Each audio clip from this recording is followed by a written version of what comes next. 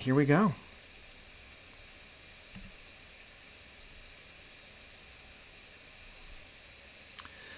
All right, we are live. So, for those that are joining us, we are looking at Leprous, their entire discography, their studio albums. I know that they've released a couple of really great EPs, a couple of really great live albums, or I guess just the one. And before we go, I want to introduce and also give a huge shout out and thanks to my guest, Daniel. Daniel, do you want to introduce yourself? Hi. Yeah, my name is Daniel. I have a YouTube channel called Daniel Santos Analytical Editorials. I mostly talk about like video games and sometimes anime there. And on that note, I wanted to really thank Notes for giving me a chance to talk about music because it's just not something I really get a chance to do. Mm-hmm. So I really appreciate this. Uh, I mean, given the nature of my videos, like I know that if I tried, because I've written stuff before, I'm like, oh, it'd be so cool to do like an analysis of the 12-step suite or something like that. Mm-hmm. Mm-hmm. And and then whenever do, I'm in the writing process, I realize, man, YouTube would just strike this down immediately. Like it wouldn't work. So Yeah. again, I really appreciate you letting me have a chance to talk music Oh, because absolutely, absolutely. Like I love a lot of your videos. You talked about one of oh my favorite all-time video games of Shadow of the Colossus. yes. I friggin' love that game. It's part of my childhood. So, and I love your bleh, I can speak. Analysis of that game, and Oh, just thank you. yeah, it was great. But we are here to talk about Leprous. So, Yeah. I always pose this question to all of my guests on here when we're talking about a specific band. What got you into Leprous? Where was your start? How were you introduced to it? Yeah, how did that all come about? Okay, so uh, what got me into Leprous was I'm a big fan of Haken, Mm-hmm. and they were touring with them. Oh, okay. So when they came down here, I was like, I went to go, for Haken specifically, Right. but since Leprous was there too, I was like, okay, let me give these guys a shot. Why not? Yeah. Yeah. So I listened to Bilateral first, I believe, and Yeah. like, I was like low key, I was like, am I looking forward to Leprous now more than Haken? Like, What a great start, though. yeah, because I was really blown away. Mm-hmm. I still love Haken, of Oh, course, absolutely. just Yeah. joking, No, I. but Yeah. I loved it. I really loved it, and the show that they put on was fabulous. This was around when Vector came out, to Yes, give you an idea. yes. I remember that tour because I saw that tour as well. I went with my buddy Travis and our buddy Shane because I believe Melinda had just dropped. So, and it was a double headline. So, Mhm. half of it went to Leprous for doing Melinda, and then the other half went to. And I believe, yeah, that was right around the Vector time. They had Yeah. just released Vector. So, what a 1-2 punch I of I new I albums. vividly remember it being Vector Mm-hmm. because the way that Haken started the show was they started it off with the way that the album starts with that. Yeah, yeah. Yeah, it was. I loved that show. And actually, that was the show where they were. Leprous was selling Tall Poppy Syndrome on vinyl, Whoa! and I I hadn't didn't heard realize it that. because they pressed it themselves. Like they didn't go to a third party site. And the only reason why I didn't pick it up, well, two reasons. The first was the price because it was $50 Canadian, which it's reasonable. It's a little steep, but reasonable. And the other part was I hadn't actually listened to Tall Poppy Syndrome at that point, so I Uh, wasn't going to plunk down $50 for an album that I hadn't heard yet. That and I was Fair. already at my budget because I was picking up Aquarius from Haken as well as I believe the Congregation. So I had already maxed out my budget for sorry, yeah, the Congregation. Yeah, Yeah, the the congregation. Congregation. So I was like, I'm already at my limit. I can't buy another album. But That's totally fair. I'm still Yeah. kicking myself now because subsequently I've gone back and I've listened to Tall Poppy and I'm like, oh, this is so good. Why didn't I get it? But Yeah, what can you do? yeah. So I was kind of similar, although when they did that tour, I had already listened to them. I think I really got into Leprous around the 2015 mark because the congregation was making its round across the Prague sphere at that point. And I already had my YouTube channel, so people were like, you got to check out Leprous. They just dropped a new album. Cole was so good, so you got to check it out. And I was blown away by the congregation. And then just like fell in love with that album, and then subsequently went back and listened to their back catalog, and have been really excited for all the subsequent albums since then. So that's kind of my road to Leprous, and I think that'll show a little bit as we start talking about their albums. Cool, cool. So yeah, let's dive in. I've got the tier list ready. Here we go. I've got all of the albums right here. I'm just going to actually move that so that I can see everything here. And if you, I know we were having a little bit of this conversation a little bit about their first album. Here, and I'll make it a little bit bigger. Their first album of Aola, I think is how we pronounce it. I'm not even gonna attempt. Yeah, I can't pronounce anything. So some would consider this to be a demo, but this is technically their first full-length studio album. And we've got the tiers from S, A, B, C, and D. D is kind of like my interpretation of like a failure at that point, because anything lower than a D is just like, I don't think any band that I've covered on here has put out an album worthy of less than D. So that's what we're working with. We've got S, A, B, C, and D. And yeah, this is also one of the only ones that I wasn't able to find too much on streaming services, so I had to find it on YouTube to listen to it. Yeah, I'm not totally sure on this, but I believe that when the band first released this album, it wasn't released with the intention of it being a demo. I think they did intend it to release it as an album. Yep. But I think over time, they didn't feel right about it, or they soured on it over time and decided, why don't we just consider it a demo? Right. That's something that I've heard, so take that with a grain of salt. Yeah, and it definitely feels more like a demo. Like, it's, out of all their albums, the one that feels the most removed of the Leprous sound. Yes. Yeah, so yeah, in terms of like actually putting this in the tier, there's still enough on here that I can't say that it's a D. But I wouldn't put it anywhere higher than a C. I gotta agree. I've listened to this maybe like 2 or 3 times, and it's definitely kind of like a very weird and experimental album. Definitely doesn't sound like them, which is, to be fair, this is very early on, so they haven't quite figured things out yet. But it really does have that sort of like, just throw something at the wall and see what sticks kind of feel to it. Like, I'm not really sure what exactly they were going for, and I don't think they knew either. No, I can see that. Like, I find with first albums, a lot of them, especially when you're kind of going into it with the demo in mind, you're just trying different things to see what works, if it works, that type of an idea. So, I mean, in that case, I think they succeeded in trying all these different styles, but it's not quite as focused. So yeah. I also feel like it's one of their longest albums too. It is, so, yeah. So it really feels its length too. I always feel whenever I listen to it, like by the end of it, I'm always like, yeah, okay, I'm done. Yeah, I'm kind of checking my watch. I'm like, I've already kind of checked out. Let's move on.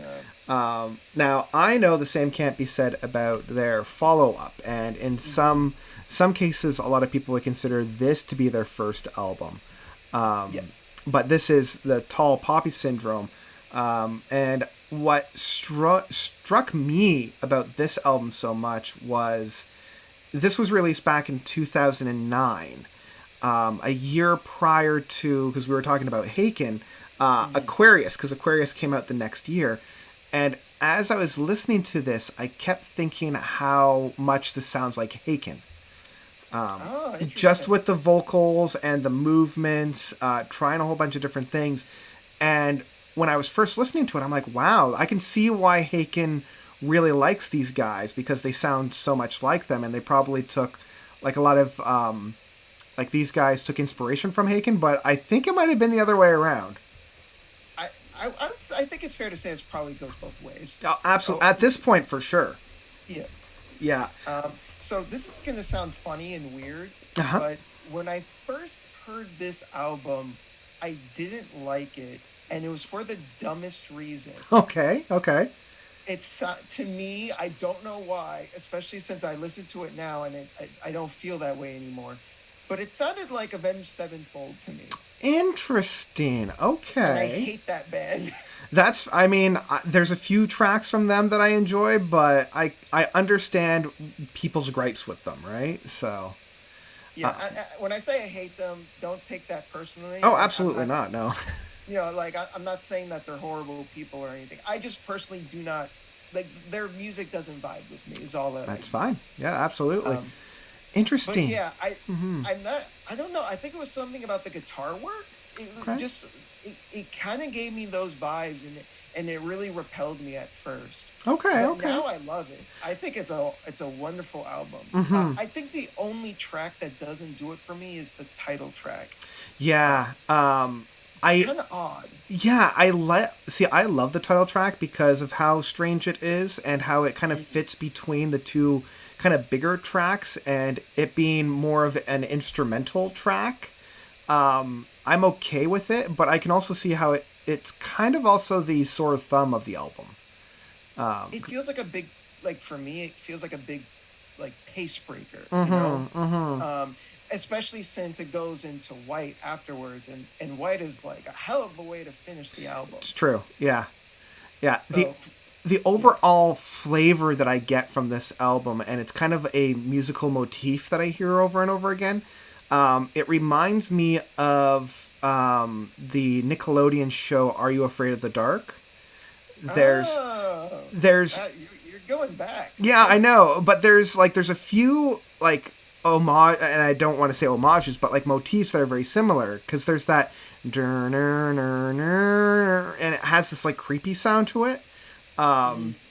I feel that on a number of tracks off of this album. So I also love this album because of a little bit more of the nostalgia aspect to it. But yeah, so the big question is where would you put this in the tier list, though? I'm I feel like it's got to be at like between S or A. Like I feel really strongly about this album. I think nearly every track is like a banger, Mm-hmm. except for the title track. But like I'm almost not bothered even by that track. Like Mm-hmm. it is a weird pace breaker for me, but even then it's like God, but the rest of it's so good. Like it hits so hard. Yeah, I'm in agreement to you. In my mind, this is an A, and the only reason why I'm not putting it as an S is that even though there are like a few tracks here and there that are practically perfect, I want to reserve the S for albums that are flawless, like 100% perfect. That's Um, fair. and so for That's me, fair. this is like the poster child of an A album. So, You know what? That's fair. I agree with that. okay, so moving on to their 2012 album of Bilateral. And you said this was the album that you started on. Yes, this was my introduction to the band, and I've spun this album I don't know how many times. Mm-hmm. I've listened to it so much. So what? So it's funny when we agreed to do this, I actually tried to make it a point not to listen to this one and listen to the ones that I haven't listened to as Right, much because I already know how I feel about this album. right. It to me, it's a masterpiece. I Interesting. Okay, okay. I absolutely adore this album. Yep. I love every single track. start to finish. Mm-hmm. Like every time I find myself like I get the feeling of like, oh, I want to listen to this track in particular, I end up listening to the whole album again. Right, right, right. It's one of those. For sure. So Yeah, I for I'm me, sorry, go ahead. no. For me, I love the first two tracks, the title track, and my favorite track off of the album is Forced Entry.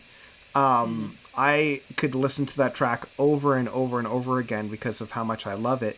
I just feel like after Forced Entry, the album never really picks up for me. And this is my own personal opinion. I no, just, that's fair.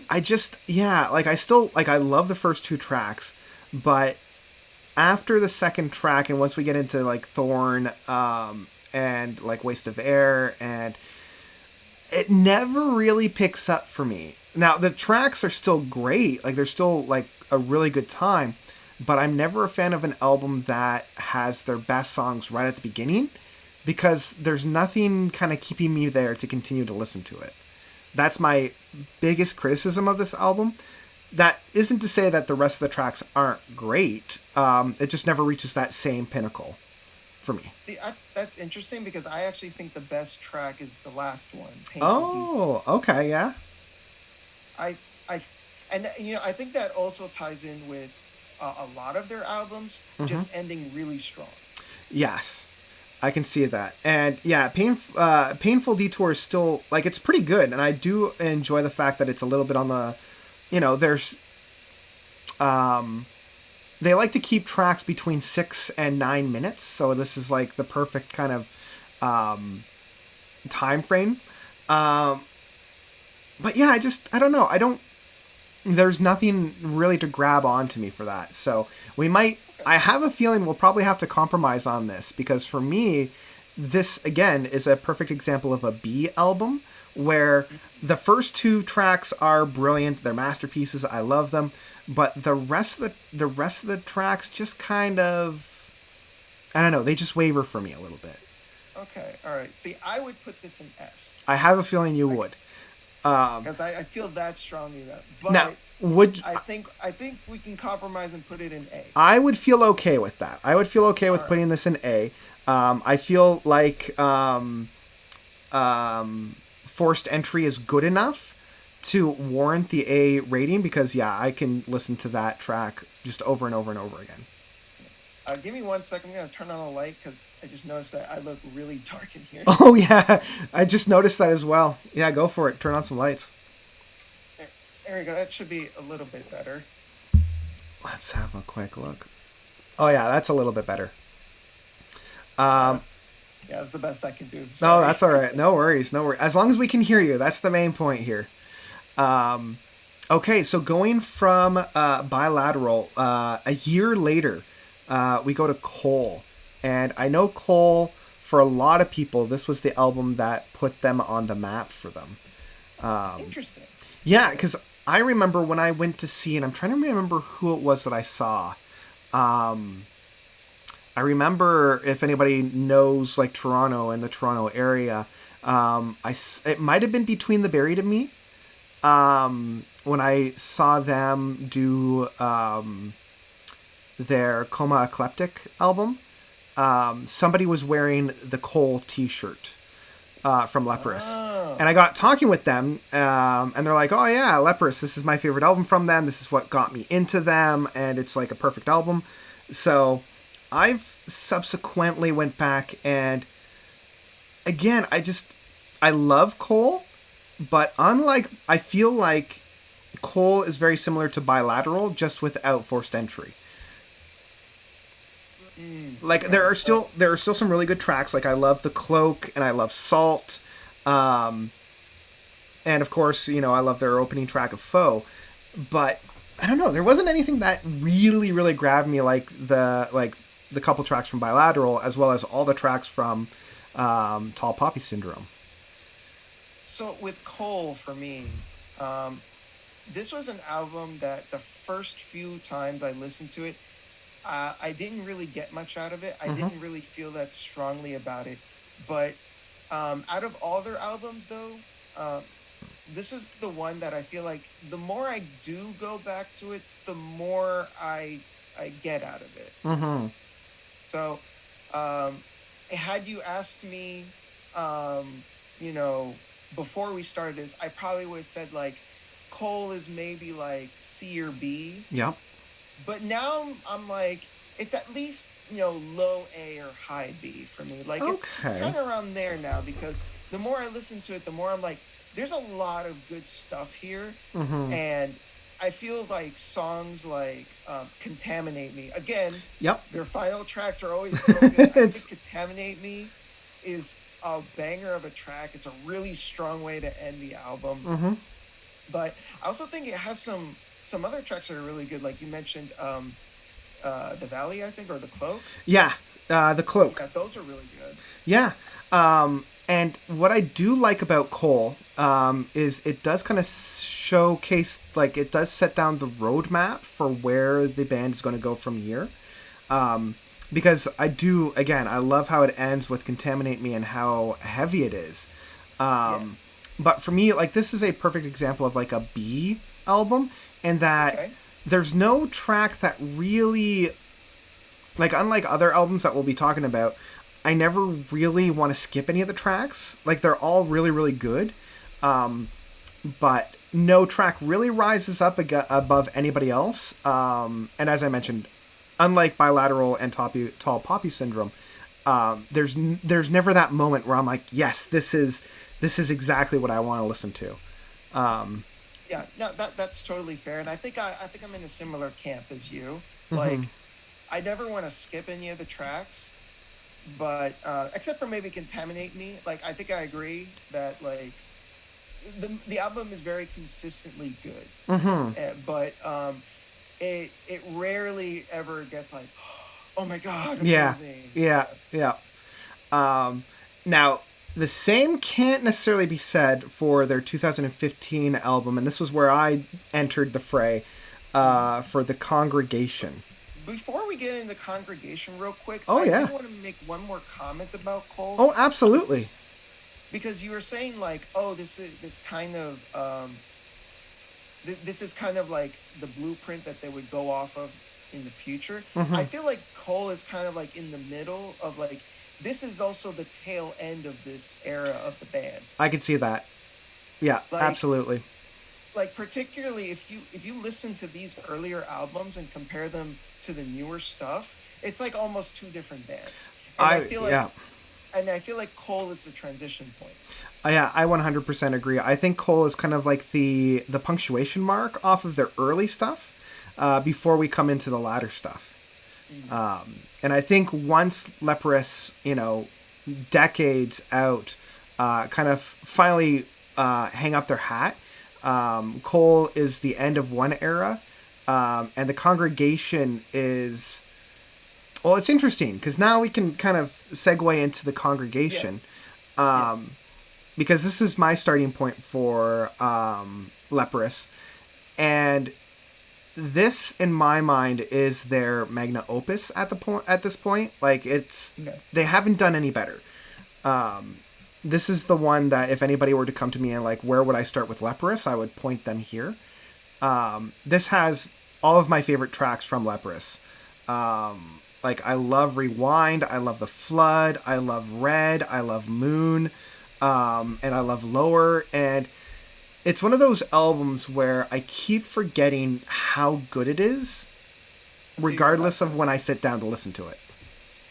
Yeah. You know? Um, I love the Congregation, but I don't think I love it quite as much as you do. That's fair. Yeah. For me, my heart is in Bilateral. That's fair. Um, Yeah. so like, I would personally say like Congregation is more like an A. Okay. Okay. Like, and that's not a knock against the Congregation in any way. Mm-hmm. Um, it's just that I think it comes down to personal taste to a Mm-hmm. certain extent, because I just feel that the vibe of Bilateral speaks to me. That's fair. Yeah. Um, but again, the Congregation, I think what the Congregation has over Bilateral in a more technical sense is its sense of variety. Because Bilateral is very, hard and aggressive for a lot of it, and then there's like two slow tracks, Mm-hmm. and maybe some slow moments here and there. While the Congregation as a whole and I would agree with you. And like, if someone were to ask me where do I start, I would say this one, and that's partly because there's so much variety on this album. There's the hard tracks and the bangers, and then there's the slower, more melodic tracks. There's some very atmospheric stuff as well. Like, I think this album more than any other shows like almost every face of Leprous. Like Yeah. like almost every piece of Leprous can be found on this album. Mm-hmm. And I think that's another reason why this album is also a fan favorite for a lot of people. Yeah, absolutely. Yeah. If I had to like say a weakness for this album, it would be that the first 5 tracks of The Price, Third Law, Rewind, The Flood, and Triumph are so good that it does kind of overshadow the second half of the album, which is a little bit of a shame because like Red, Slave, Moon, Down, and Lower are all brilliant and fantastic tracks. But I don't think that they're quite on the same tier as that first half is. So it is a little bit front heavy in that sense. Which now, I think yeah. I think part of that is also because looking at the front half, Mm-hmm. a lot of those tracks also go harder. They do. While the second half, it slows down, Mm-hmm. and I think maybe the album could have benefited from switching the tracks around a little bit. I 100% agree. Yeah, if they had started with the second half and kind of brought us in with some of the softer and somber tracks and then went hard in the second half, I think it would have been a better, well-rounded listen. So yeah, I think I wanted to put this one into S, but I can compromise and also put this one into A so that... I'm totally fine with you putting it into S. Okay. If you want to. Well, in that case, I'm going to put it into S. like if Bilateral is my number 1, Congregation's my number 2. Okay, that's fair. So I'm totally fine putting it in S. Yeah, I'm kind of on the same. Although I would say that Tall Poppy Syndrome is my number 2. But yes, I'm kind of liking where these are starting to fall. So with that, we go in... Real quick, I just want to bring this up because I thought this was interesting. Yeah. This was a video that was released on Leprous's YouTube channel, where they were like addressing like YouTube comments that they get. And Einar said something I thought was really interesting and kind of shocking, and something that I wouldn't have expected for him to say about this album. But he said that out of all of Leprous's albums, The Congregation is the closest to a solo album of his. Interesting. I always thought some of the later albums, like Pitfalls or Molina, would have been more. Me too. You know? I would have assumed that too. But he was around the other bandmates, so they could have piped up and said, "Hey, you're full of it." For sure. But he said no. Congregation is the closest to an Einar solo album compared to everything else. Everything else apparently had a lot more collaboration. Compared to this one. Yeah, that's such an interesting take.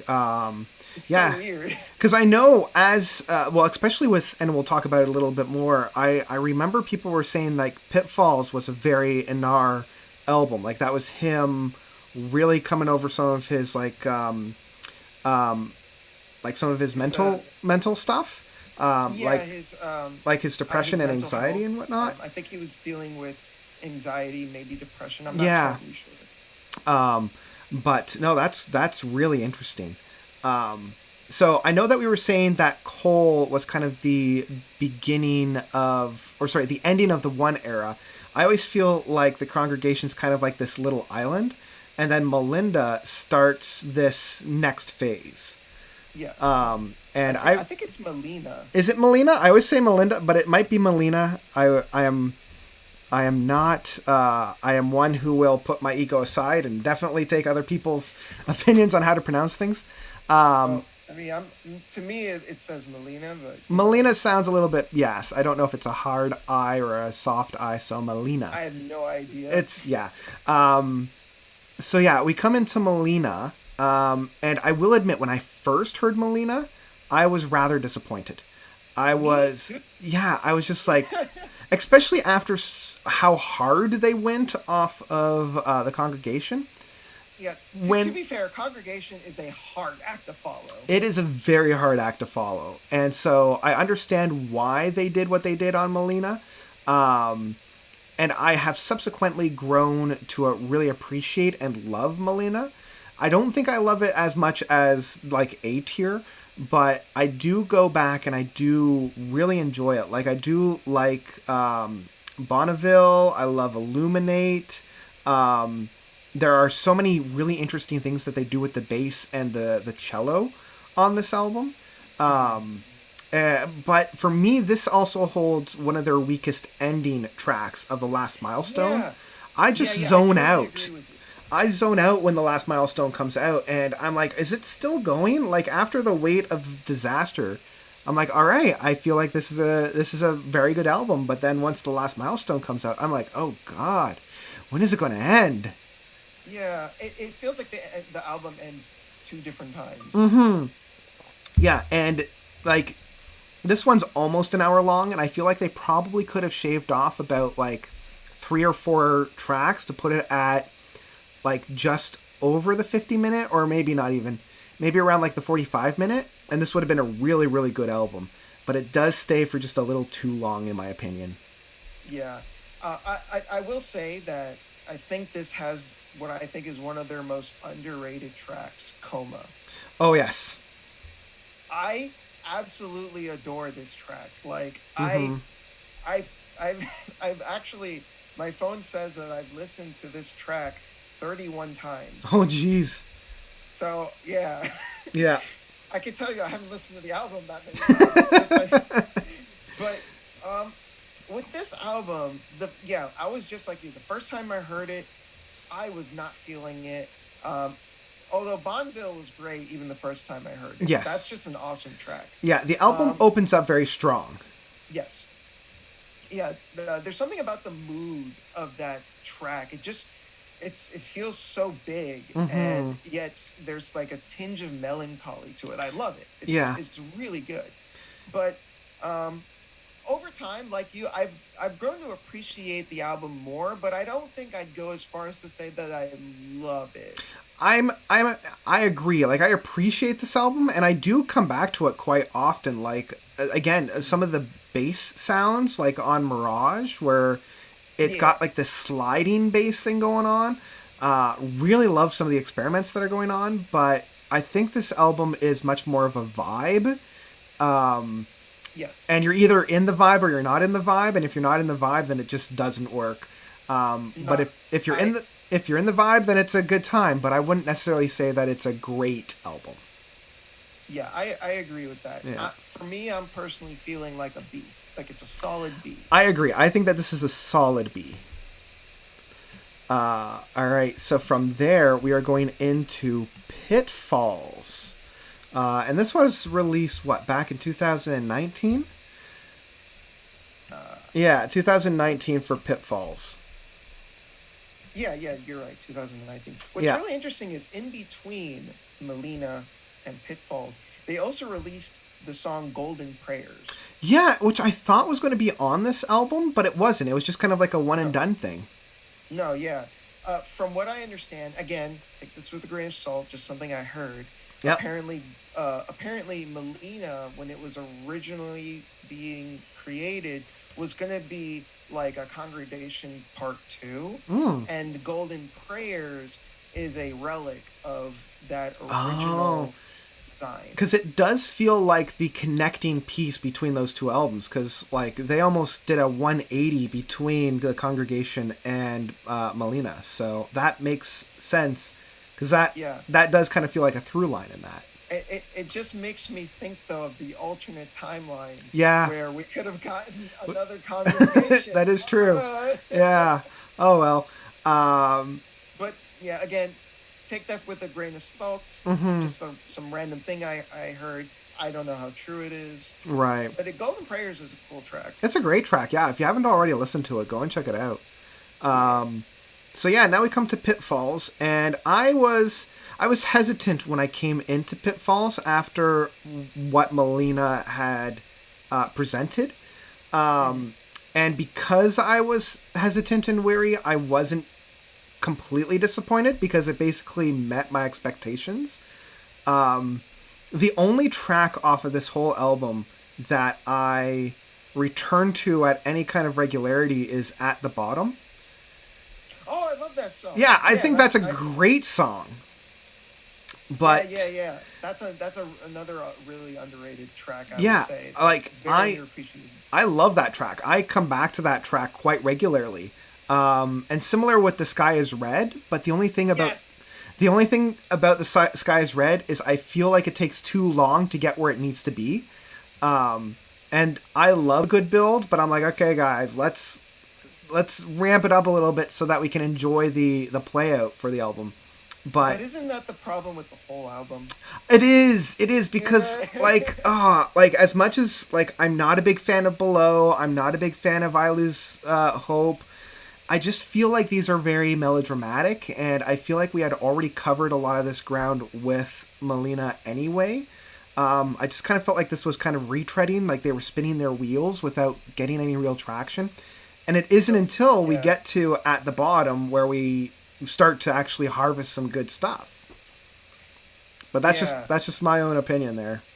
So I also want to talk about the track Foreigner real quick. Just Absolutely. because so that track in an interview, Einar even kind of offhandedly mentioned like, "Oh, Foreigner, that's kind of like a typical Leprous track. There's not much to say about it." Okay. Yeah.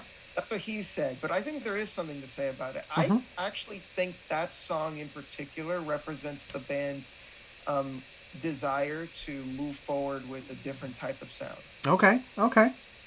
I can Um, and definitely see that for sure. and the reason I say that is because one, it like Einar himself said, it sounds like a more typical Leprous song, but Mm-hmm. also a lot of the lyrics are callbacks um, to lyrics from other albums, like him saying, "My congregation is in flames. Mm-hmm. I can't seem to find my aim," um, and that to me, it just feels like them saying that they're kind of done with this type Right. of sound, that Mm. that they you know not that I don't think it's meant to be taken as an fu to fans or anything to that extent, Yeah. but just that them personally, creatively, artistically, you know they're not there anymore, and that's why Right. I think the song is called Foreigner, Mm-hmm. because they, to them, it almost feels foreign for them. Right. No, that's such a good analysis. Thank you. Yeah. Yeah, I completely agree with that. Um, Yeah, I feel yeah. like with this album, it's kind of similar to Molina, and that you have to be in the right mood, because Yes. it's a very sleepy album, in my opinion. It is a very sleepy album, and I remember when it first came out, I spent a lot of time because I fall asleep listening to music. I spent a lot of time falling asleep with this album, and that's not like a knock against it. That's just kind of how I digested it. But it's for me, I want to put this in C only because I feel like when the songs are good, like The Sky is Red or At the Bottom, they are very good, but it's just all those other tracks just don't. They keep spinning their wheels and they're not getting any real perch. So that's why I would put it in C. But I'm interested I to would hear. I would also put it in C, Okay. and a large reason for that is just because I feel like unless the album hits me in that right mood, I just don't want to listen to it. Yeah. Yeah. I'm in the same boat. Like this was the first album that I could take or leave. Oh no. Yeah. Am I still on? Oh, I'm still on. It's just it looks like my streaming, not enough video to maintain a stream. Okay, there we go. Sorry about that. Oof, we're safe. We're safe. I just like yeah. So that's kind of where I'm at for this one. And then we come to the last one, the one that was released last year, Yes. Aphelion. I feel like I've started all the other ones, so why don't you start this one? Okay. So I was disappointed by Pitfalls, and not to say that it's like Pitfalls is a terrible album or anything. It's still a good album. It still has some really good stuff on it. But Mm-hmm. I was generally kind of, not my favorite. So for me, Aphelion came like to me. It kind of felt like Pitfalls Part Two, Yes. but but at least for me, I feel like it doesn't. While it has some of the same problems, I don't think it's nearly as dire compared to Pitfalls. Mm-hmm. Like, because I also feel like Aphelion has elements from Congregation as well, and Mm-hmm. I felt like it had more energy in it. Like if I would, again, I referred to Pitfalls as kind of like a sleepy album. Yeah. I wouldn't go as far as to say that about Aphelion. It has more energy to it. It's got more, you know, it's got more of an edge to it. Mm-hmm. I think Aphelion, I wouldn't. I don't know if I'd say a return to form because Mm-hmm. that would suggest that they've fallen, and I don't want to imply that about them For sure. because Yeah. Pitfalls was a good album, even if it wasn't really for me. But I do feel like Aphelion is at least in my opinion, it's moving back on track. It's going in a direction that works for me Mm-hmm. personally. Mm-hmm. Yeah, I'm kind of in the same boat. Like, I was still not wowed by this album. No, And maybe I need a little bit more time with it, but I do feel like, unlike Pitfalls, which was a little bit more disjointed, this one is at least very unified in its sound. Like, all the tracks feel like it's from this album. Like, they all have a through line throughout it. yeah, The yeah. I mean, as much as I love The Sky Is Red, it does not sound like the rest of that album. No, no, and that's the thing. Like, as much as I love The Sky Is Red, as much as I love, and now it's just escaped me at the bottom, they don't feel like they're a part of the vibe that Pitfalls is putting down. Um, Yeah, and in that respect, I feel like Pitfalls, um, it doesn't really deliver as an album experience in the same mm-hmm. way that Aphelion does, where it has more of like a beginning, middle, and end, and it's all part of this cohesive whole. Exactly, exactly. Yeah, the only because of how unified it feels, I think this has the same issue that I have with Cole, in that there's no song on here that I can point to and be like, oh yeah, I remember loving that song. Like, at least I could do that with Yeah, Pitfalls, and at least I can do that with Molina. I can't do that with Cole or Aphelion. I can say I enjoyed my time when I was in when I was in the album, but I can't recall any of the songs, and there's no like moment or even song on here that I'm like, oh yeah, this was a good song. Um, I don't know. so I really liked. There were some songs I really liked. yeah, Like the song "On Hold." okay, yeah, That song always stuck out to me. yeah, I I think that one in particular, going back to what you said earlier, mm-hmm. about how Pitfalls was about Einar's mental health. I Yeah, think that song "On Hold" in particular really just like gets to the heart of that issue mm-hmm. of him dealing with um, his mental health, and I feel like that song is kind of him coming to the realization that like he has these issues and he has to live with them. Right, right, absolutely. I can definitely hear that. I just wish that, like, lyrically it's very beautiful. I just wish that the music complemented it in my mind. Like, Okay. it hugs a little too much to the vibe that we were getting with Molina, without really growing too much. And I'm speaking strictly musically. Um, yeah, but I can see what you're saying about that track. I don't know. Like, Castaway Angels is okay. It's Nighttime, nice.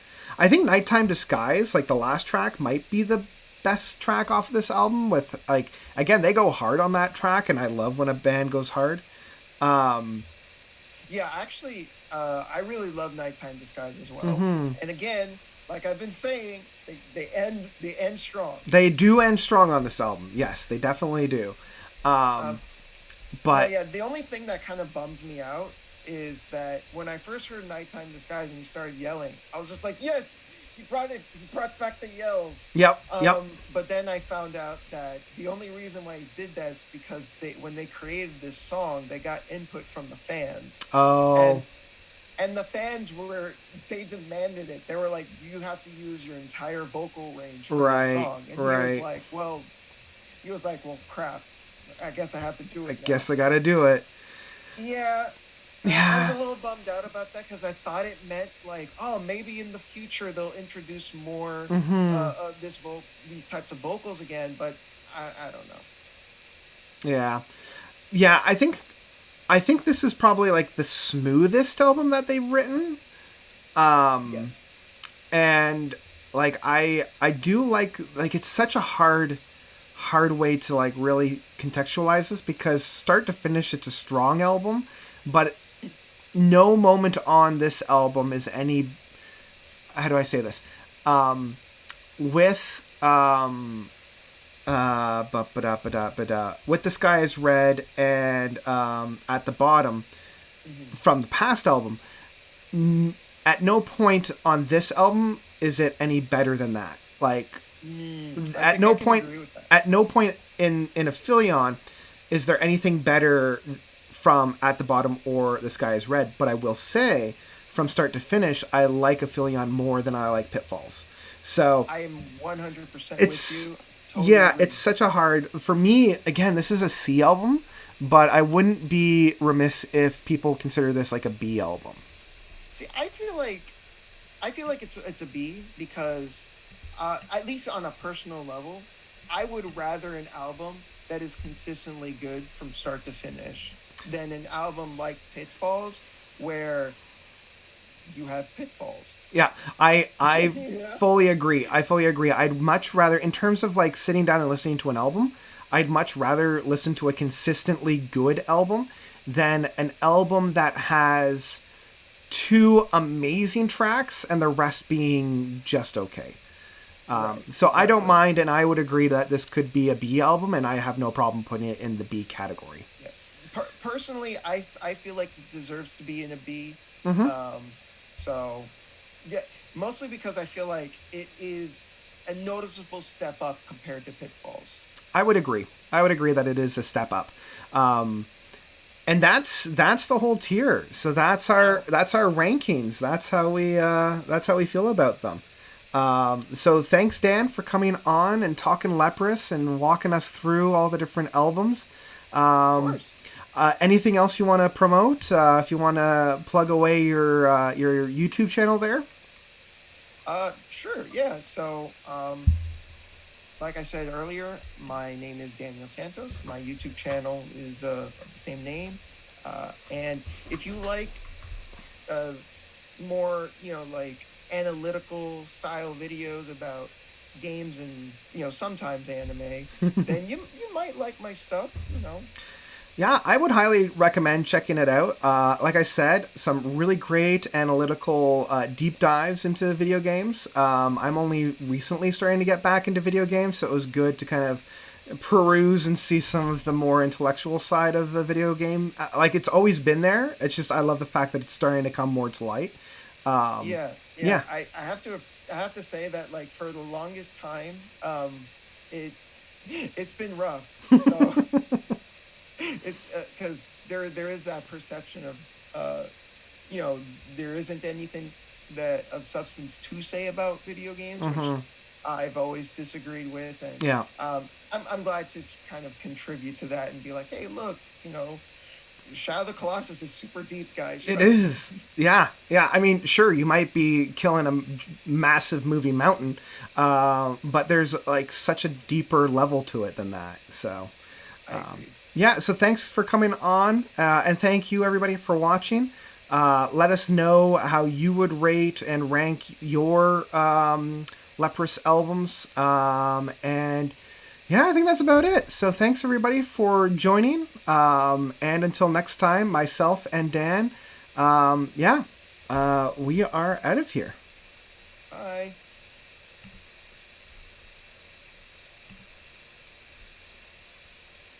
Okay.